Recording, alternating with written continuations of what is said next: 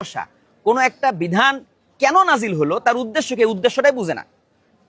সতর বা অর্থাৎ যেটা শালীনতা, যে পোশাকের শালীনতা, এটার উদ্দেশ্য কি?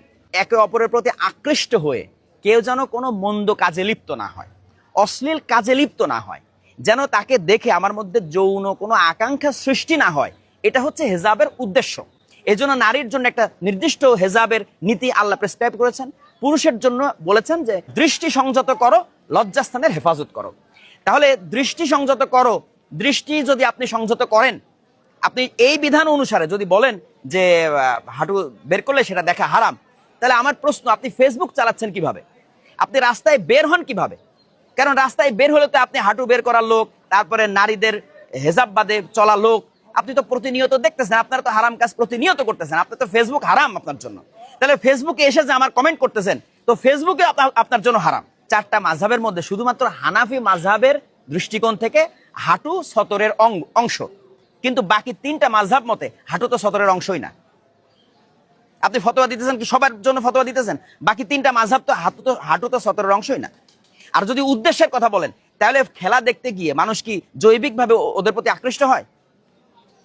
তো এই যে আপনারা একদিকে কঠিন একটা হেজাব নীতি চাপাই দিতে চাচ্ছেন, আর অন্যদিকে নিজেরা বলাৎকারে লিপ্ত হচ্ছেন।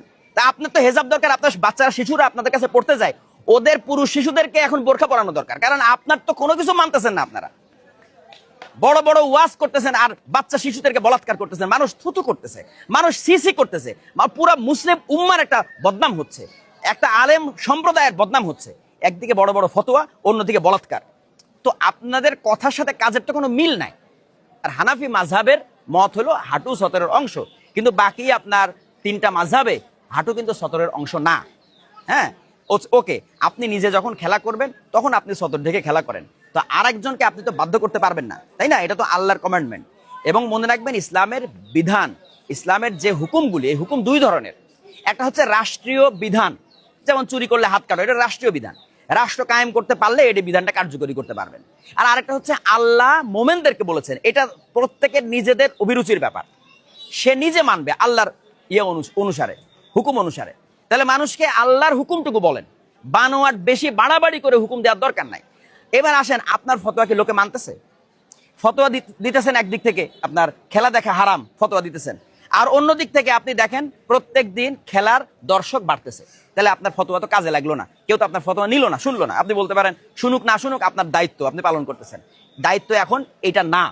সবচেয়ে বড় কথা, যে জাতি কলেমার উপর নাই, যে জাতি আল্লাহর দ্বীন কায়েমের গুরুত্ব জানে না, যে জাতি তারা তাদের সমাজ চলে ব্রিটিশদের হুকুম বিধান দিয়ে, আল্লাহ বলেছেন ওয়ামাল্লাম ইয়াহকুম বিমা আনজালাল্লাহু ফাউলাইকা হুমুল কাফিরুন, যারা আল্লাহর নাজিল করা বিধান দিয়ে বিচার ফয়সালা করে না, তারা কাফের।